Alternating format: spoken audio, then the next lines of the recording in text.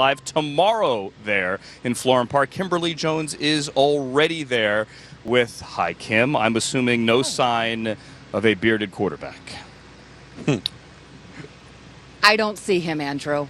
And we can then go to a familiar theme, and that is we're not sure when we will see Ryan Fitzpatrick. You did pose a question, though, that I can answer. If it's not Ryan Fitzpatrick, it will indeed be Geno Smith as the starting quarterback of these New York Jets. He's the only quarterback currently on this roster who has starting experience, 29 games of it. He had a very good spring. A question for Geno Smith, if and until we see Ryan Fitzpatrick, is can he continue that in training camp?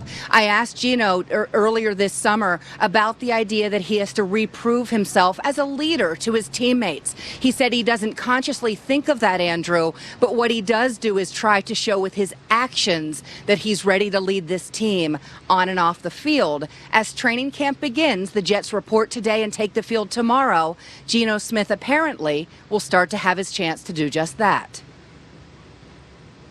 And there were all kinds of questions last year, certainly with the locker room incident, as to what kind of leader Geno could be, and would he have a future as a leader there? We'll maybe get some of those answers later on today as the Jets report. What else today, Kim, can we expect in Florham Park? Well, what we're expecting is right out here in the shade of a very large tree, and we are thankful for that. We expect to hear from several Jets players, perhaps among them Muhammad Wilkerson.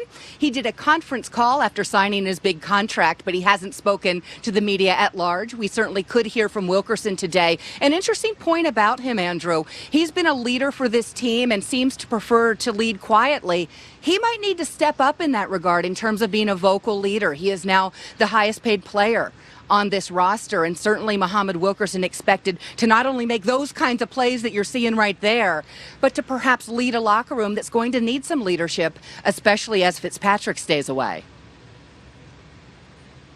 And we're waiting. We're still waiting for Ryan Fitzpatrick. We'll check Brandon Marshall's Twitter, and maybe we'll find more answers. Thank you, Kimberly Jones. We are there tomorrow. Let's take a look at the Jets schedule here. Weeks